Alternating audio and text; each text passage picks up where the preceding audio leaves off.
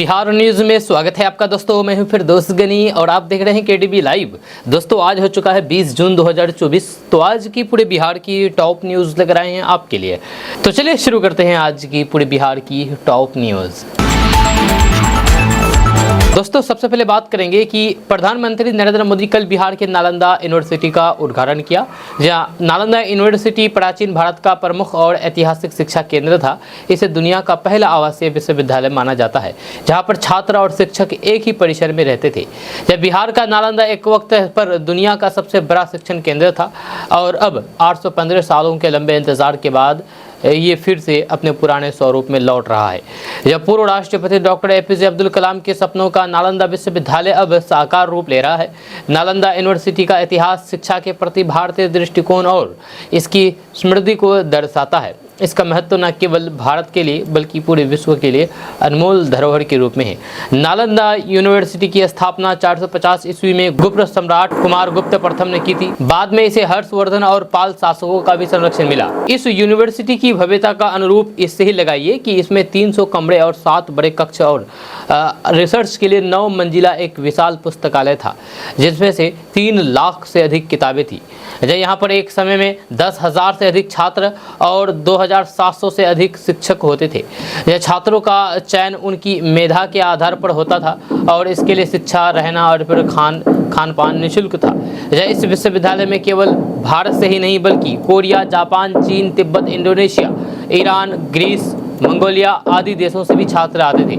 1193 में बख्तियार खिलजी के आक्रमण के बाद नालंदा यूनिवर्सिटी को बर्बाद कर दिया गया था। यहाँ विश्वविद्यालय परिसर में खास करके इसकी लाइब्रेरी की में आग लगा दी गई थी, जिसमें पुस्तकालय की किताबें हफ्तों तक जलती रही।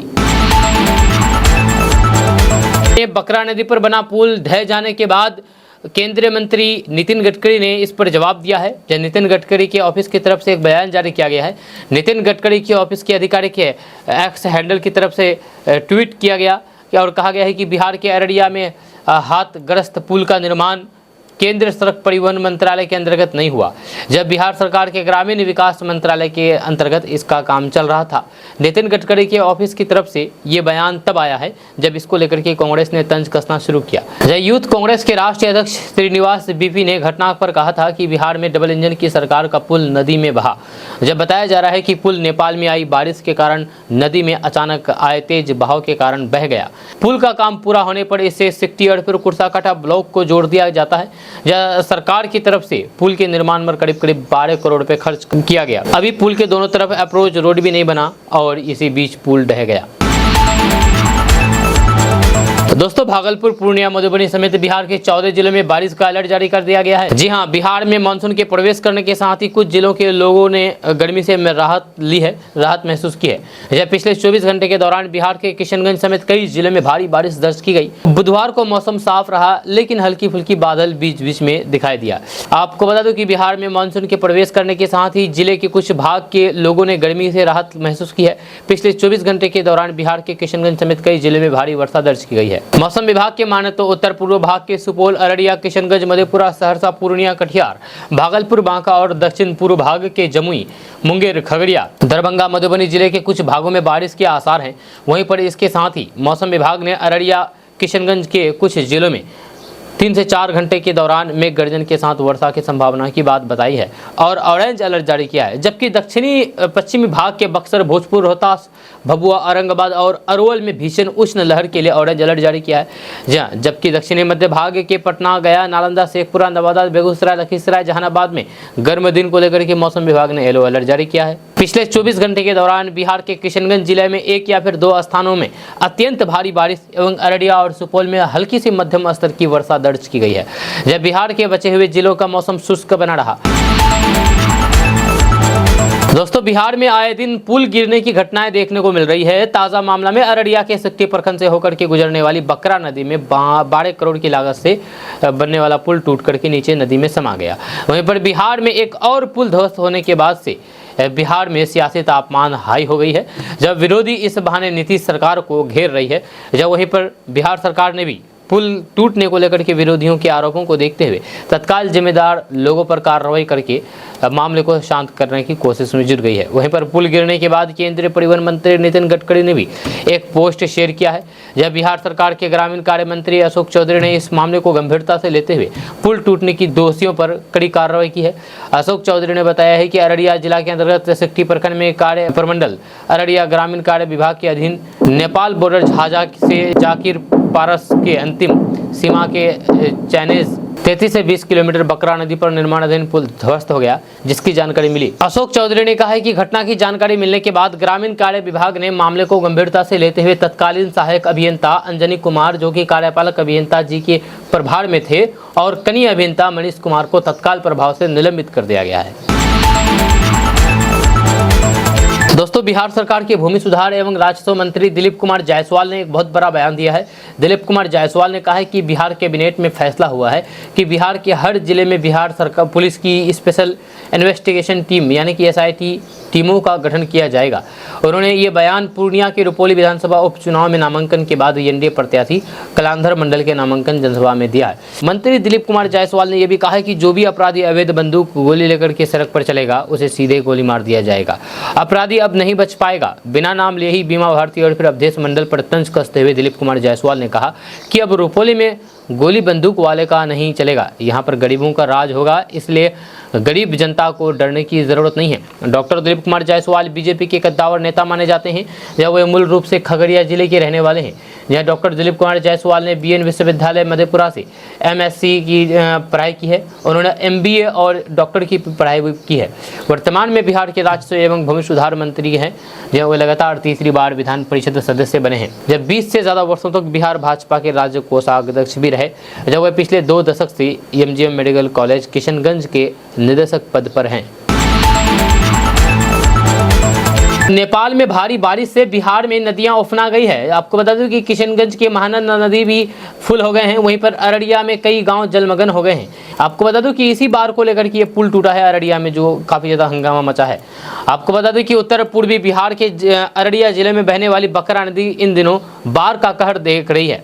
इसका कारण नेपाल के तराई क्षेत्र में होने वाली भीषण बारिश है।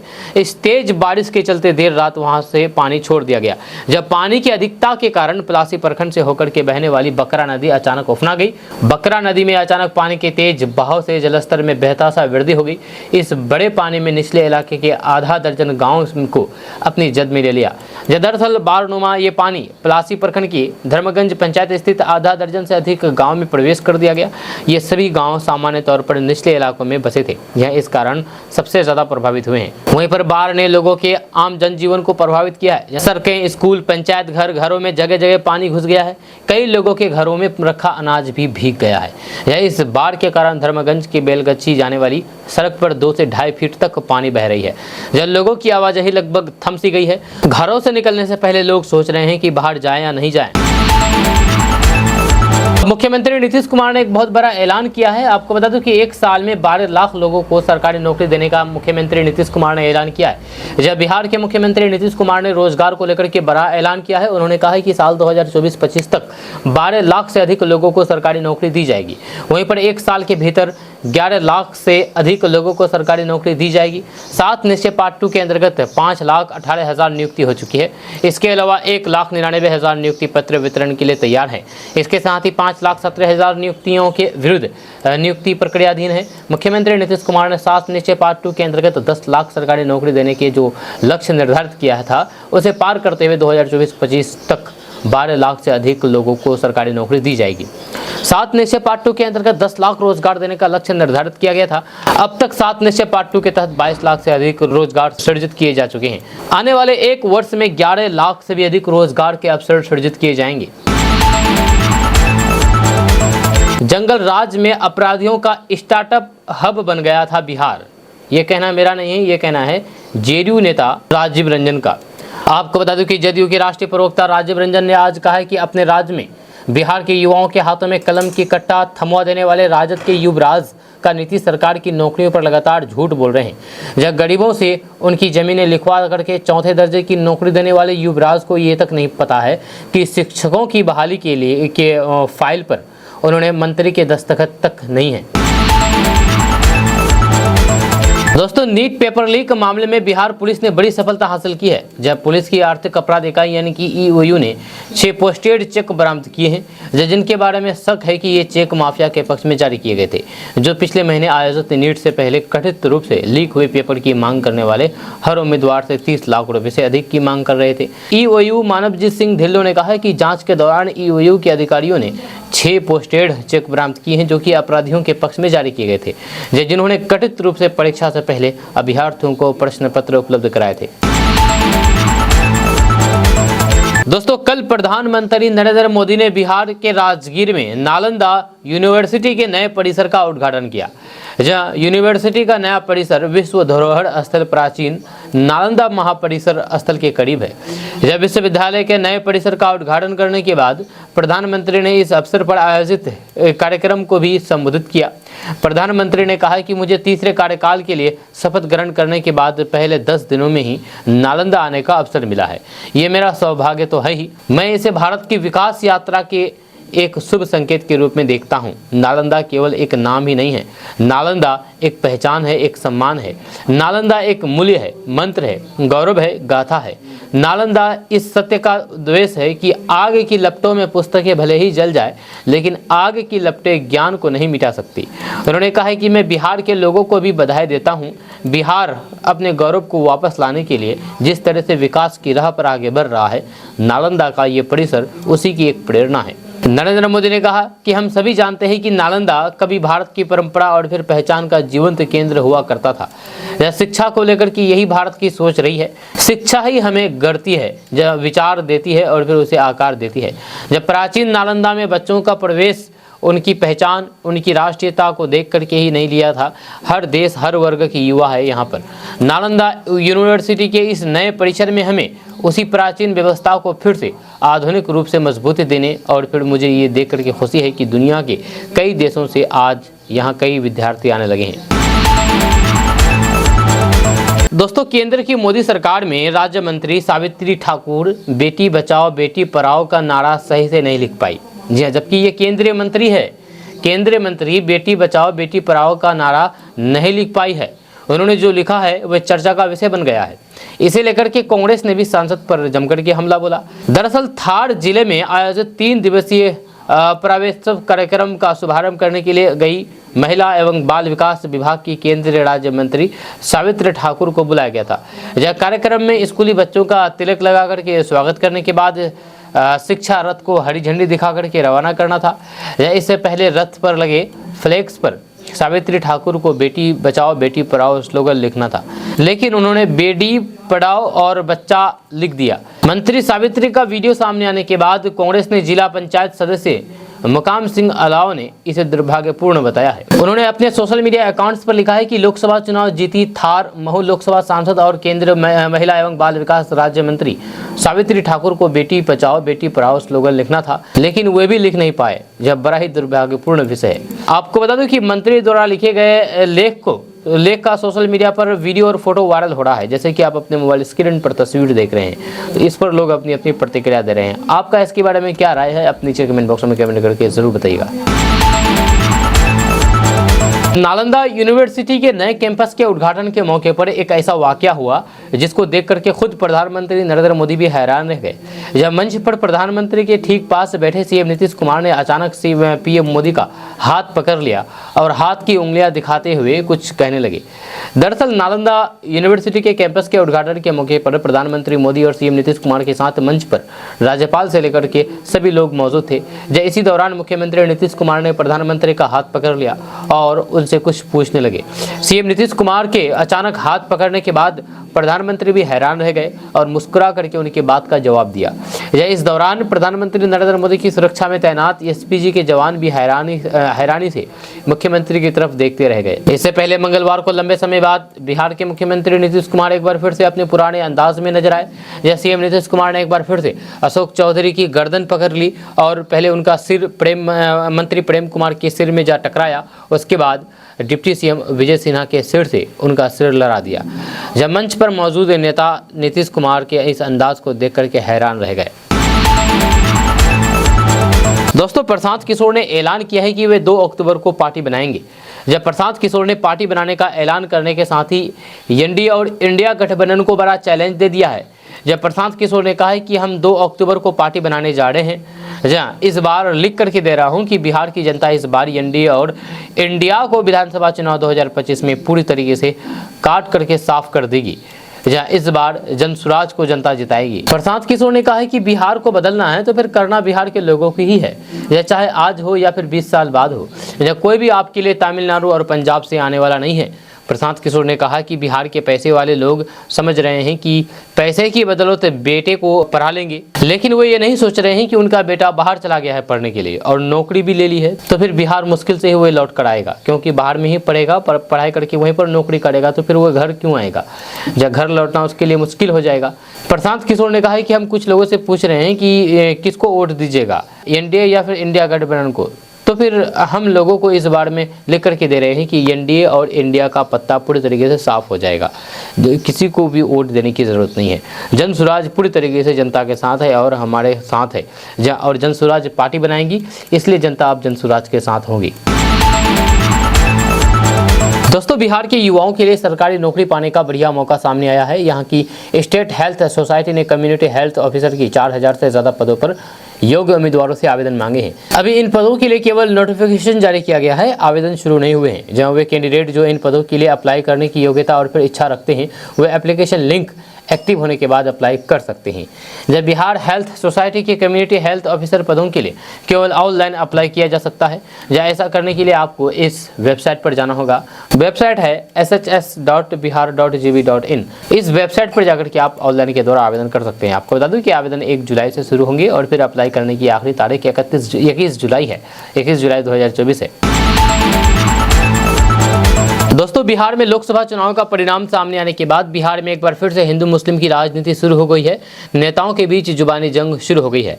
जब खुले मंच से यादव और मुसलमानों का काम नहीं करने का ऐलान करने वाले जदयू सांसद देवेश चंद्र ठाकुर के बयान से जहां सियासी बवाल खड़ा हो गया है, वहीं अब उन्हें भाजपा के सांसद गिरिराज सिंह का भी साथ मिल गया है। जब बेगूसराय से भाजपा सांसद ने सीतामढ़ी से जदयू सांसद देवेश चंद्र ठाकुर के बयान का समर्थन करते हुए कहा कि देवेश चंद्र ठाकुर को तो बहुत देर बाद याद आया, मैं तो ये 2014 से ही झेल रहा हूं।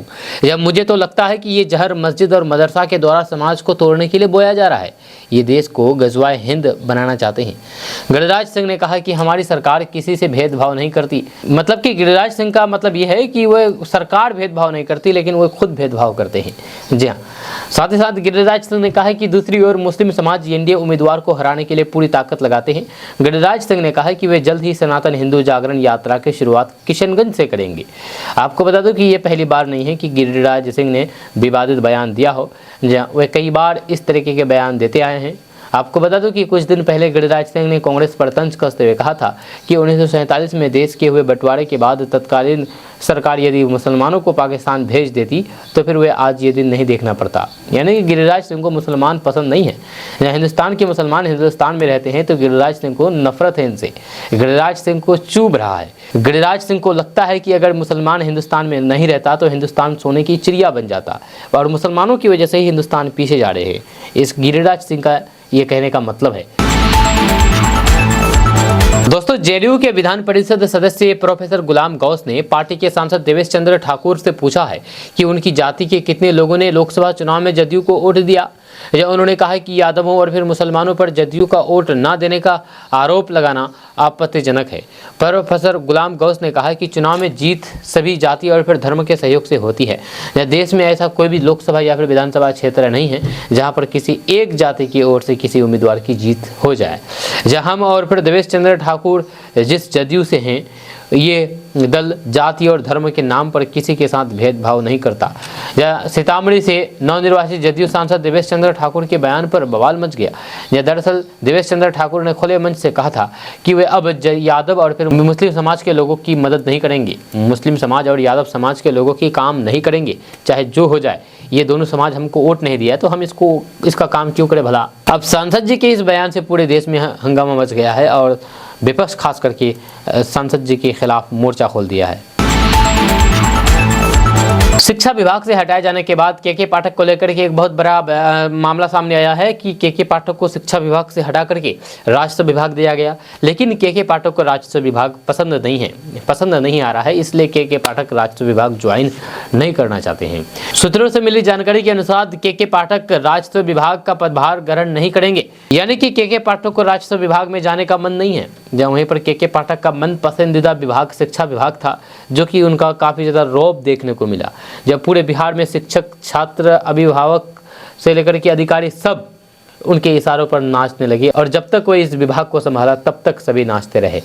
लेकिन के पाठक को शिक्षा विभाग से हटाए जाने के बाद उसको राजस्व विभाग दिया गया, जी, जो कि के पाठक को पसंद नहीं है। जी, आपको बता दूं कि दरअसल राजस्व एवं भूमि सुधार विभाग से के पाठक का नेम प्लेट भी हटा दिया गया है। हालांकि इसको लेकर के अभी तक कोई भी आधिकारिक जानकारी सामने नहीं आई है, लेकिन राजस्व विभाग के सूत्रों से जो जानकारी मिल रही है उसके मुताबिक राजस्व विभाग को ज्वाइन नहीं करने का मन बनाया है। बिहार में नौकरियों की बहार है, बिहार तैयार है क्योंकि नीतीश सरकार है। ये कहना मेरा नहीं है, ये कहना है जदयू नेता प्रभाकर मिश्रा का। जब प्रभाकर कुमार मिश्रा ने कहा कि नीतीश कुमार आज है तो ही यहाँ पर नौकरी दिया जा रहा है। आपको बता दूं कि जदयू नेता प्रभाकर ने कहा कि चुनाव के दौरान नौकरी देने का ढोल पीटने वाले को अब चुल्लू भर पानी में डूब करके मर जाना चाहिए। यह समझ में आ जाना चाहिए कि झूठ ज़्यादा दिनों तक नहीं टिक सकता, जब सत्य के आगे उसे मैदान छोड़ना ही पड़ता है। जब नौकरी को लेकर के 10वीं फेल एक नेता ने बिहार में कितना लंबा फेंक कर किया कि खुद बाउंड्री के बाहर हो गए। जब लंबा फेंकने वाले को बिहार की जनता ने लंबी यात्रा पर भेज दिया है। नीट यूजी को लेकर के पूरे देश भर में बहस छिड़ गई है। जहाँ इस मामले को सबसे पहले राहुल गांधी ने उठाया था। जब राहुल गांधी के इस मामले को उठाए जाने के बाद पूरे देश भर में नीट में हुए पेपर लीक मामले को लेकर के तुल पकड़ा। उसके बाद क्या था, मामला सुप्रीम कोर्ट में गया और सुप्रीम कोर्ट ने आज NTO को फटकार लगाई है, यानी कि नेशनल टेस्टिंग एजेंसी को सुप्रीम कोर्ट द्वारा कड़ी फटकार लगाई गई है। आपको बता दें कि सुप्रीम कोर्ट ने एक याचिका पर सुनवाई करते हुए कहा कि अगर नीट यूजी परीक्षा के आयोजन में जरा भी गड़बड़ी पाई गई तो फिर NTO इसे स्वीकार करना होगा। अब इसको लेकर के जब सुप्रीम कोर्ट ने NTO को फटकार लगाई तो फिर राहुल गांधी फुल मूड में आ गए। राहुल गांधी ने अपने एक्स अकाउंट यानी कि ट्विटर अकाउंट में पोस्ट करके केंद्र की नरेंद्र मोदी सरकार पर जम करके निशाना साधा। राहुल गांधी ने कहा कि नीट परीक्षा में 24 लाख से अधिक छात्राओं के भविष्य के साथ हुए खिलवाड़ पर भी नरेंद्र मोदी हमेशा की तरह मौन धारण किए हुए हैं। राहुल गांधी ने आगे कहा कि बिहार, गुजरात और हरियाणा में हुई गिरफ्तारियों से साफ है कि परीक्षा में योजनाबद्ध तरीके से संगठित भ्रष्टाचार हुआ है और ये भाजपा शासित राज्य पेपर लीक का एपिसेंटर बन चुके हैं। हमारे न्याय पत्र में पेपर लीक के विरुद्ध सख्त कानून बना करके युवाओं का भविष्य सुरक्षित करने की हमने गारंटी दी थी। जब विपक्ष की जिम्मेदारियां निभाते हुए हम देश भर के युवाओं की आवाज़ सड़क से संसद तक मजबूती के साथ उठा करके और सरकार पर दबाव डाल करके ऐसी कठोर नीतियों के निर्माण के लिए प्रतिबद्ध हैं। बिहार में तेजस्वी यादव नीतीश सरकार पर अभी इस बार जम करके निशाना साध रहे हैं, जहां बैटिंग पर बैटिंग करते जा रहे हैं। अभी लोकसभा चुनाव खत्म हो गए, फिर भी Tejashwi Yadav full action mode में हैं, फुल एक्टिव हैं और लगातार सरकार से सवाल पर सवाल दाग रहे हैं, चाहे वो आपराधिक मामले पर हो, नौकरी मामले पर हो, रोजगार मामले पर हो, गरीबों के साथ आपराधिक घटनाओं को लेकर के हो। सभी मामले पर तेजस्वी यादव नीतीश सरकार को कटघरे में ला करके खड़ा कर दिया है और ये सारा चीज़ सोशल मीडिया के द्वारा किया जा रहा है। आपको बता दूं कि तेजस्वी यादव सोशल मीडिया पर ट्वीट करके बिहार सरकार को निशाने पर ले रहे हैं। जब तेजस्वी यादव ने एक बार फिर से ट्वीट करके नीतीश सरकार से परीक्षा पेपर लीक और फिर नौकरियों को लेकर के सवाल किया है। तेजस्वी यादव ने कहा है कि हमने 17 महीने के अल्प कार्यकाल में 5 लाख से अधिक सरकारी नौकरियां दी है। इसी दौरान 3 लाख सरकारी नौकरियां प्रक्रियाधीन कराई, जो कि आचार संहिता के चलते कुछ महीने से रुकी हुई थी। जब हमारी हटते ही पूर्व निर्धारित तीसरे चरण में 1 लाख शिक्षकों की भर्ती परीक्षा का पेपर लीक होने की वजह से वे रद्द हो गई। चूँकि अब लोकसभा चुनाव पूर्ण हो चुके हैं, जब पहले से प्रक्रियाधीन 3 लाख नौकरियों के अलावा सरकार हमारी सरकार के निर्णय अनुसार सभी विभागों की बाकी रिक्तियों पर यथाशीघ्र बहाली प्रक्रिया शुरू करने की नियुक्ति कराएं। अगर आप भी बिजली बिल से परेशान हो चुके हैं और बिजली बिल देते देते आप थक चुके हैं और ये सोच रहे हैं कि काश इस बिजली बिल से हमें छुटकारा मिल जाए तो बहुत खुशी होगी। तो हम आपको बता दें कि सरकार द्वारा एक ऐसी योजना लेकर के आई है जिससे आपकी बिजली बिल तो जीरो होगा ही, साथ ही साथ आप इससे दूसरे को बिजली बेच सकते हैं। अपने अगल पास के जो आपके पावर हाउस है उस पावर हाउस में आप बिजली सप्लाई करके उससे पैसे कमा सकते हैं। यानी कि आपका बिजली बिल जीरो, आपको एक भी पैसा नहीं देना है बिजली बिल का, ऊपर से आप खुद बिजली पावर हाउस को दे करके उससे पैसे कमा सकते हैं। जी हाँ, वो कैसे हम आपको बताएंगे। अब वो है सोलर पावर प्लांट। जहाँ सोलर पावर प्लांट लगा करके आप पैसे कमा सकते हैं और साथ ही साथ अपना बिजली बिल जीरो कर सकते हैं। बिहार सरकार की तरफ से ये योजना लागू की गई है कि अगर आप पावर प्लांट लगाते हैं तो बिहार सरकार आपको इस पैसे देगी पावर प्लांट लगाने के लिए। यानी कि सरकार द्वारा पावर प्लांट लगाने के लिए आपको आर्थिक मदद दी जाएगी। इस योजना का उद्देश्य किसानों की आमदनी में वृद्धि करना और फिर कृषि कार्य के लिए बिहार में सौर ऊर्जा के इस्तेमाल को बढ़ावा देना है, जिससे कार्बन उत्सर्जन में भी कमी आएगी। जब ऊर्जा मंत्री विजेंद्र प्रसाद यादव ने कहा कि बिहार सरकार किसानों के हित में लगातार नई नई योजना ला रही है। सोलर प्लांट के माध्यम से न केवल किसानों की आमदनी में वृद्धि होगी बल्कि बिहार में स्वच्छ और फिर हरित ऊर्जा का भी विस्तार होगा। ये पहल हमारे राज्य के आर्थिक और फिर पर्यावरण के विकास में दिए गए एक महत्वपूर्ण कदम होगा। इस योजना के अंतर्गत किसान या फिर कोई कंपनी 843 विद्युत उपकेंद्र के लगभग 5 किलोमीटर दायरे के अंदर कृषि फीडर में मौजूद लोड के अनुसार फीडर के ऊर्जावन कार्य के लिए ऊर्जा संयंत्र स्थापित कर सकते हैं। 1 मेगावाट का ऊर्जा संयंत्र लगाने में लगभग 4 एकड़ भूमि की आवश्यकता होती है और कुल लागत लगभग 4 करोड़ रुपए होती है। जब किसान बिजली को विद्युत उपकरण के उपकेंद्र में 5 किलोमीटर के दायरे के अंदर भूमि का स्वामित्व या फिर पट्टा प्राप्त करना है, जब संयंत्र का निर्माण करना और फिर संयंत्र को 11 किलोवाट ट्रांसमीटर लाइन द्वारा नजदीकी विद्युत उपकेंद्र से जोड़ना होगा। इस निविदा में कोई भी कंपनी अकेले या फिर अधिकतम 3 सदस्यों के संघ के रूप में भाग ले सकती है। इस योजना में प्रत्येक निवेदक के लिए कम से कम 1 करोड़ 5 लाख रुपए मेगावाट का न्यूनतम शुद्ध संपत्ति का वित्तीय मापदंड रखा गया है। इसको लेकर के भारत सरकार प्रति मेगावाट 1 करोड़ 5 लाख रुपए की वित्तीय सहायता और बिहार सरकार प्रति मेगावाट 45 लाख रुपए की वित्तीय सहायता प्रदान करेगी। यानी कि अगर आप इस योजना को लेकर के प्लांट लगाते हैं तो आपको भारत सरकार द्वारा 1,05,000 रुपये दिए जाएंगे, वहीं पर बिहार सरकार द्वारा 45 लाख रुपए दिए जाएंगे। मिला जुला करके 1 करोड़ 50 लाख रुपए यानी कि 1.5 करोड़ रुपए आपको सरकार की तरफ से मिलेंगे। दोस्तों अभी हम सेहत की बात करेंगे। सेहत की बात में बीपी के बारे में बात करेंगे। जैसे कि आपको पता है कि ब्लड प्रेशर लोगों के लिए सबसे बड़ा सिर दर्द है और टेंशन वाला है, क्योंकि ब्लड प्रेशर जिसका कंट्रोल नहीं रहता है तो उसको तरह तरह की बीमारी होती है। ब्लड प्रेशर जो एवरेज रहना चाहिए वह 80/120, अगर इससे कम है तो भी गड़बड़, उससे ज़्यादा है तो भी गड़बड़। यानी कि कम और ज़्यादा नहीं होना चाहिए, बिल्कुल सेंटर में होना चाहिए। इसके अगल पास थोड़ा सा ऊंचा नीचा होगा तो चलेगा, लेकिन सेंटर में रहना चाहिए, ऊंच नीच नहीं होनी चाहिए। लेकिन बहुत से लोगों को ब्लड प्रेशर की अभी भी बहुत शिकायत है। जी हाँ, और ब्लड प्रेशर की वजह से तरह तरह की बीमारी का शिकार हो रहे हैं। तो ऐसे में हम आपको बताएंगे कि अगर आपका भी बीपी कंट्रोल में नहीं रहता है तो फिर हम आपको बताएंगे कि आप कैसे इसको अपना कंट्रोल कर सकते हैं। तो बात करते हैं कि सुबह सुबह उठ करके एक्सरसाइज करना लोगों को काफ़ी ज़्यादा फायदेमंद होता है। वहीं पर एक्सरसाइज करने से हार्ट भी हेल्दी रहती है, या वहीं पर ब्लड सर्कुलेशन को बढ़ाने और फिर वजन घटाने को बढ़ावा देकर के हाई ब्लड प्रेशर को काफ़ी हद तक कम किया जा सकता है। फिजिकल एक्टिविटी करने से हार्ट को ब्लड पंप करने में ज़्यादा कुशल बनाने में मदद मिलती है, जिससे धमनियों पर दबाव कम होता है। पूरे दिन ब्लड प्रेशर को कंट्रोल में रखने के लिए सुबह व्यायाम करना खास तौर से फायदेमंद हो सकता है। जब सुबह का एक्सरसाइज रूटीन स्ट्रेस हार्मोन को कंट्रोल करने, एंडोर्फिन लेवल को बढ़ाने और फिर मूड को बेहतर बनाने में मदद कर सकती है। ये सभी ब्लड प्रेशर को कम करने में योगदान करते हैं। यहाँ हम आपको उन व्यायामों की लिस्ट लेकर आए हैं और उस लिस्ट के बारे में बताएंगे, शेयर करेंगे, जिन्हें आप बेहतर ब्लड प्रेशर लेवल के लिए सुबह उठकर कर सकते हैं। जी हाँ, ब्लड प्रेशर कंट्रोल करने के लिए कि ये सब आप कर सकते हैं। तो सबसे पहले बात करते हैं व्यायाम। पैदल चलना। पैदल चलना ब्लड प्रेशर संतुलन में सुधार हो सकता है, तनाव को कम करने और फिर वजन घटाने को बढ़ावा देकर के ब्लड प्रेशर को कम करने में मदद कर सकता है। हर दिन सुबह 30 मिनट की तेज सैर का लक्ष्य आप रख सकते हैं। वहीं पर दूसरा है योग। योग तनाव और चिंता को कम कर सकता है, फ्लेक्सिबिलिटी में सुधार कर सकता है और आराम को बढ़ावा दे सकता है। ये सभी ब्लड प्रेशर को कम करने में योगदान करते हैं। जैसे चाइल्ड पोज, डाइवर्ड फेसिंग डॉग और ट्री पोज जैसे हल्के योग आसनों का अभ्यास करें। प्रत्येक आसन को 5 से 10 सांसों तक करें और गहरी स्थिर सांस लेने पर ध्यान केंद्रित करें। वहीं पर तीसरा है ताई ची। यह ताई ची में धीमी जानबूझकर की गई हरकतें और गहरी सांस लेना शामिल है, जो तनाव को कम करने और फिर ब्लड सर्कुलेशन में सुधार करके ब्लड प्रेशर को कम करने में मदद कर सकता है। यह हर दिन सुबह सुबह 20 से 30 मिनट आप ये चीज़ कर सकते हैं।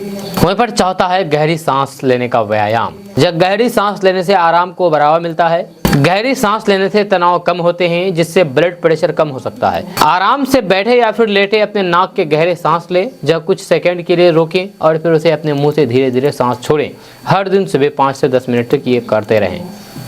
वहीं पर पांचवा है साइकिल चलाना। जहाँ साइकिल चलाने से हार्ट रिलेटेड फिटनेस में सुधार हो सकता है, वजन घटने में सहायता मिलती है और फिर तनाव कम होते हैं। ये सभी ब्लड प्रेशर को कम करने में मदद करते हैं। जब 20 से 30 मिनट के लिए मध्यम गति से स्थिर से आप साइकिल चला सकते हैं। दोस्तों, प्रधानमंत्री किसान सम्मान निधि योजना के तहत प्रधानमंत्री नरेंद्र मोदी पैसा जारी कर दिया है। अगर आप भी पीएम किसान योजना का लाभ ले रहे हैं तो आपके अकाउंट में भी शायद पैसा आ गया होगा। अगर आपके अकाउंट में पैसा नहीं आया है तो कुछ गड़बड़ हो सकता है। वो क्या गड़बड़ हो सकता है, क्यों नहीं आया है, हम आपको बताएंगे अभी। तो ऐसे में अगर आपका भी पैसा नहीं आया तो आपके लिए खबर है।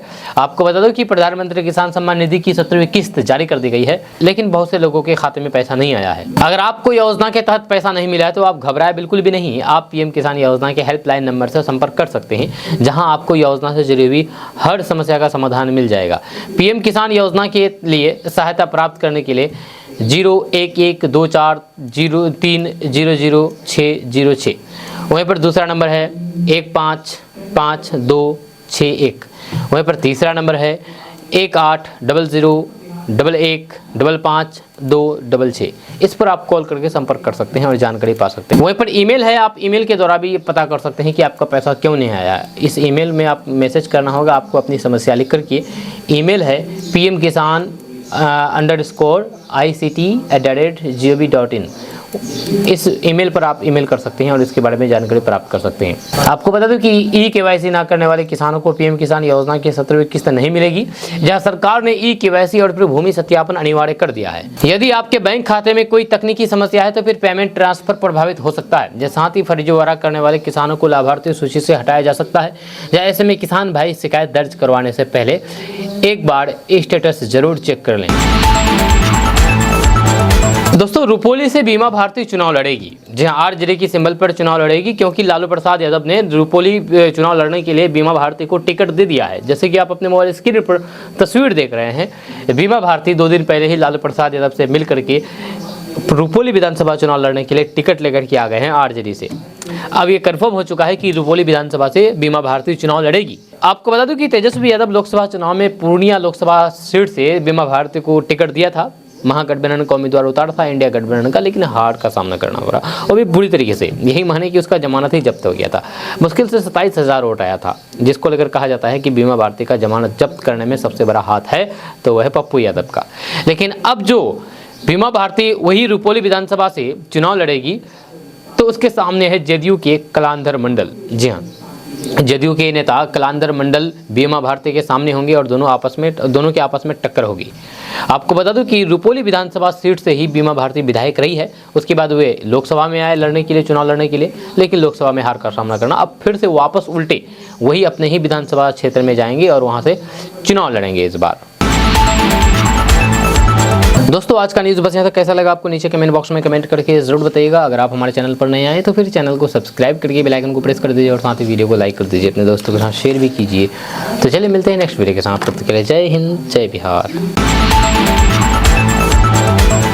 यादव और मुसलमानों का निजी काम न करने की घोषणा पर विवाद में फंसे जदयू के सांसद देवेश चंद्र ठाकुर को उप मुख्यमंत्री विजय कुमार सिन्हा का सहारा मिला है, उनका साथ मिला है। उन्होंने मंगलवार को यहां कहा कि सरकार सबके लिए काम करती है, जनप्रतिनिधि भी सबके लिए काम करती है, लेकिन वोट देने वालों के काम को स्वाभाविक रूप से प्राथमिकता मिल ही जाती है। उन्होंने कहा कि देवेश चंद्र ठाकुर ने इसी भाव से कुछ कहा है जैसे अन्यथा नहीं लिया जाना चाहिए। विजय कुमार सिन्हा ने बिना किसी जाति का नाम लिए कहा कि उन लोगों को भी सोचना चाहिए कि किसी दल के नाम पर परिवार की बंधुआगिरी करना उचित नहीं है, यह खास करके उस दल की बंधुआगिरी जिसके नेता सजा याफ्ता है। विजय कुमार सिन्हा का इशारा राजद अध्यक्ष लालू प्रसाद यादव की तरफ था, जब उप मुख्यमंत्री ने कहा कि राजद के लोग आज भी चोर दरवाजे से सरकार बनाना चाहते हैं। हम कह रहे हैं कि तेजस्वी यादव कभी भी मुख्यमंत्री नहीं बन सकते हैं। उन्होंने ये भी कहा कि हाल ही में संपन्न लोकसभा चुनाव में राजद को सिर्फ 20 विधानसभा क्षेत्र में बढ़त मिली है। अभी आंकड़े आ ही रहे हैं, जहाँ अगले साल होने वाले विधानसभा चुनाव में राजद को अपने जनाधार का पता लग जाएगा। लंबे समय बाद बिहार के मुख्यमंत्री नीतीश कुमार एक बार फिर से अपने पुराने अंदाज में नजर आए हैं। जब महागठबंधन में रहते हुए सीएम नीतीश कुमार ने जिस तरह से एक बार फिर से अपने करीबी अशोक चौधरी की खुलेआम गर्दन पकड़ ली थी, एक बार फिर से मुख्यमंत्री नीतीश कुमार उसी अंदाज में दिखे। जब सीएम नीतीश कुमार एक बार फिर से अशोक चौधरी की गर्दन पकड़ ली और पहले उनका सिर मंत्री प्रेम कुमार के सिर से लड़ाया और उसके बाद डिप्टी सीएम विजय कुमार सिन्हा के सिर से उनका सिर लड़ा दिया, जैसे कि आप अपने मोबाइल स्क्रीन पर वीडियो देख रहे हैं। दरअसल मंगलवार को बिहार विधानमंडल परिसर में डॉक्टर अनुग्रह नारायण सिंह की जयंती के मौके पर राजकीय समारोह का आयोजन किया गया था। इस राजकीय समारोह में शामिल होने मुख्यमंत्री नीतीश कुमार अपनी कैबिनेट के मंत्री के साथ विधानमंडल पहुंचे थे।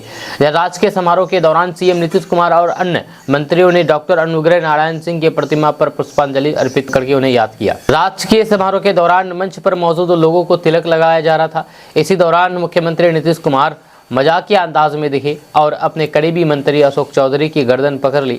मुख्यमंत्री अशोक चौधरी को आगे लेकर के आए और उनके सिर को पहले मंत्री प्रेम कुमार के सिर से टकराया और फिर आगे बढ़ करके डिप्टी सीएम विजय कुमार सिन्हा के सिर से अशोक चौधरी का सिर टकरा दिया। ये नज़ारा देख करके मंच पर मौजूद सभी लोग हंसने लगे। दोस्तों, जनसुराज मुहिम के सूत्रधार और देश के जाने माने राजनीतिक विश्लेषक प्रशांत किशोर इन दिनों बिहार के मुख्यमंत्री नीतीश कुमार पर जम करके निशाना साध रहे हैं। प्रशांत किशोर आए दिन बिहार वासियों को बता रहे हैं कि नीतीश कुमार बिहार को अंधकार में डाल रहे हैं। वहीं पर अब प्रशांत किशोर ने उस राज से भी पर्दा उठा दिया है कि नीतीश कुमार ने जदयू के लिए केंद्र में कोई बड़ा मंत्रालय क्यों नहीं मांगा। जब प्रशांत किशोर ने अपनी एक जनसभा में कहा कि नीतीश कुमार ने अपने दल जेडीयू के लिए कोई बड़ी मिनिस्ट्री नहीं मांगी, लेकिन सभी लोग इसका कारण नहीं जानते हैं। उन्होंने लोगों को संबोधित करते हुए कहा कि जरा आप सोच करके बताइए कि नीतीश बाबू अपने दल के लिए कोई बढ़िया मिनिस्ट्री क्यों नहीं मांगे हैं। प्रशांत किशोर ने कहा कि आप नीतीश कुमार को इतना नहीं जानते हैं जितना हम जानते हैं। उन्होंने कहा कि नीतीश बाबू इसलिए बड़ा मिनिस्ट्री नहीं लिए हैं कि कोई बड़ा मिनिस्ट्री ले लेगा तो फिर उसके दल में उनका कोई दूसरा कॉम्पिटिटर खड़ा हो जाएगा। इसीलिए ऐसा मंत्रालय दो कि वह मिनिस्टर भी रहे लेकिन उसके पास काम करने का कुछ अवसर भी ना आए। प्रशांत किशोर ने कहा कि नीतीश कुमार ने ऐसा करके बिहार और फिर बिहार की जनता का नुकसान किया है। उन्होंने आगे कहा है कि ऐसे आदमी को आप वोट देकर के लाना चाहते हैं तो फिर आप दीजिए, हम तो नहीं देंगे। दोस्तों, केंद्रीय मंत्री जीतन राम मांझी ने कांग्रेस नेता राहुल गांधी और फिर ईवीएम को लेकर के बड़ा बयान दिया है। जीतन राम मांझी के नए बयान से बिहार के साथ साथ पूरे देश में सियासी भूचाल आने की उम्मीद है। जीतन राम मांझी ने मीडिया से बात करते हुए कहा है कि कांग्रेस नेता राहुल गांधी के बयान पर पलटवार करते हुए कहा कि सुप्रीम कोर्ट ने जब ये कह दिया है कि ईवीएम में कोई भी छेड़छाड़ नहीं हुआ है, फिर भी वे विपक्ष केवल अपने मनोरंजन के लिए ऐसा करते हैं। जीतन राम मांझी ने कहा है कि अगर ईवीएम में छेड़छाड़ की बात होती तो फिर आज उन्हें इतनी सीटें नहीं मिलती। वे ईवीएम पर सवाल उठा करके केवल अपनी कमजोरी दिखा रही है।